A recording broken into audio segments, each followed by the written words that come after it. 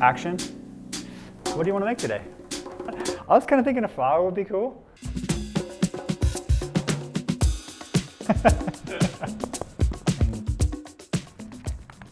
We're going with the flow. We're making up on the fly, you know. We haven't got all day, so I don't know how long you got. All day. Okay. Okay, so I'm going to take one of my chisels here. Nice chisel. Thank you. Very expensive. And my mallet here. These are used for carving wood and for carving stone. And actually some people use them for leather work as well. What we're going to do is we're going to start chopping in our main shape. So that will be all of our outlines. Let's get into it.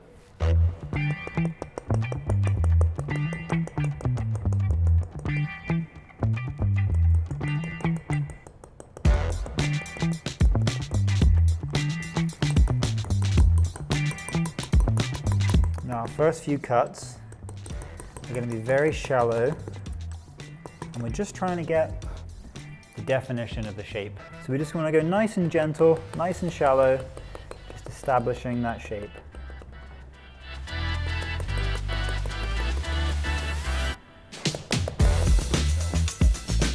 So I'm just cutting these edges in nice and steep. I want to make sure they're nice and steep so that when we give them some shape later, they really pop.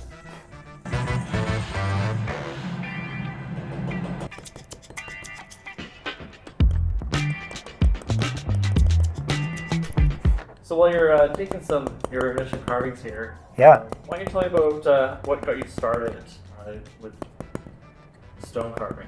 Oh, that's a good one. Are you a journalist? So, when I was in school, I had no idea what I wanted to do. All I really cared about was riding my bike. So when I came to the end of it, I still didn't really know what I wanted to do. But as a really young boy, I would go to the cathedral with my grandma. My grandma's a religious lady, so we would go to the cathedral, and that cathedral is called Wells Cathedral.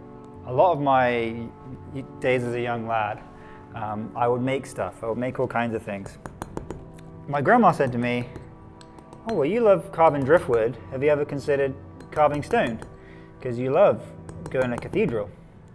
So, I've never really thought about it before. It's not really something anybody thinks about as being a stone carver or being a stonemason. So I went to Wells Cathedral Stonemasons. I was terrified. I was like, probably barely just turned 16 at the time. And walk into this old train yard, and there's huge saws running, cutting these slabs of stone that are like the size of trucks, like these 8 to 12 ton stones that come in from the quarry. So there's saws ripping in the corner. It's deafening. You can't even talk to anybody because the noise is so loud. I make my way to the office. Little 16-year-old me. I was like a bit of an emo kid too, so I was like chubby. I had a big fringe. I had black hair with a red fringe. I went into the office and I was like, "Hey, could I do work experience?" And they just looked at me and laughed because of what I looked like. And they said, "Yeah, for sure, of course. Like, you can come in here and see how you enjoy it." Off I went on my 2 weeks work experience. They always get the work experience kids to make a bird bath. So I made my bird bath. I remember thinking, yeah, it's pretty fun. Like, it's good. And I see all the stuff the other guys were making. And at the end of the work experience, I went back to the office and they said, "Oh, how did you get on?" And I said, "Yeah, it was good. I enjoyed it." And the story is, I don't remember saying this, but this is what my mum says anyway. The story is, I said, "I loved it so much that would you let me work here for free, and I'll sweep the floors, and I'll do all your dirty work for you. Just let me be here." I don't remember saying that, but shit, that's what Mum says. But yeah, I don't think that's true. But anyway, they said, "Hey, do you want an apprenticeship?" And I said, "Yeah, sure, why not?" So 16 years old, I started my apprenticeship, and that was 2006. And I started at £2 an hour, which is like, $3.50, maybe $4 an hour at a push. And yeah, the rest is history. So here we are now.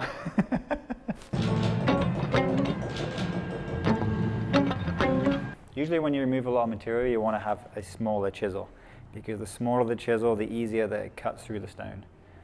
So, for example, if I wanted to remove a lot of material, I wouldn't use this chisel because I'd be pushing against all that metal on the chisel, against the stone. But this guy is really going to stab in there and cut away. In this particular scenario here, I want to remove this material inside of here, which is very finicky and narrow. So I've also picked a smaller chisel for that job.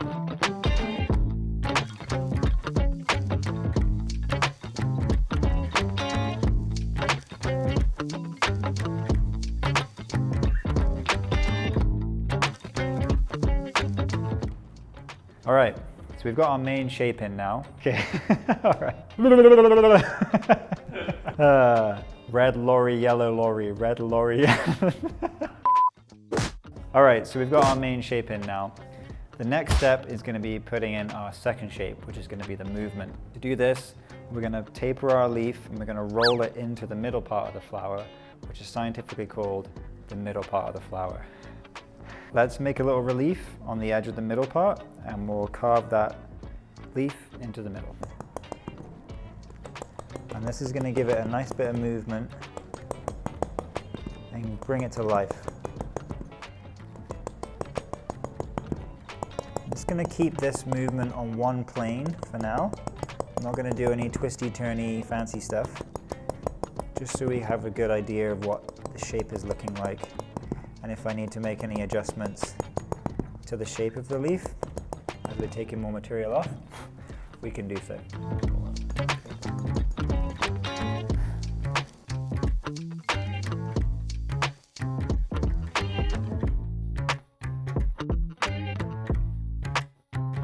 And then you figure out the different depths of all the planes, and then right at the end you put all your final little details in, and it really just comes to life.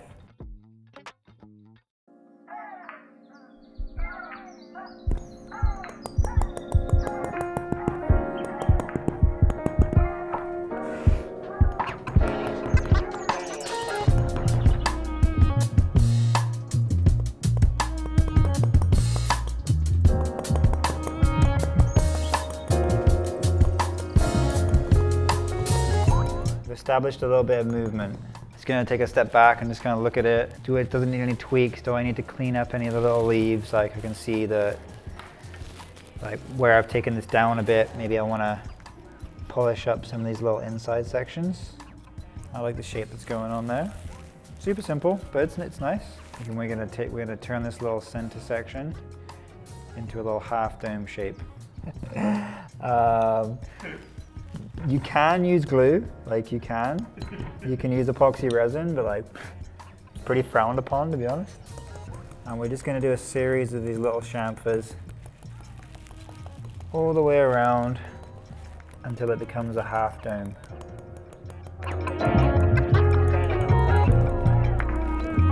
Stonemasonry and carving is just a series of processes, an A, B, C, D, E, F, G. And you put them all together to get to the end.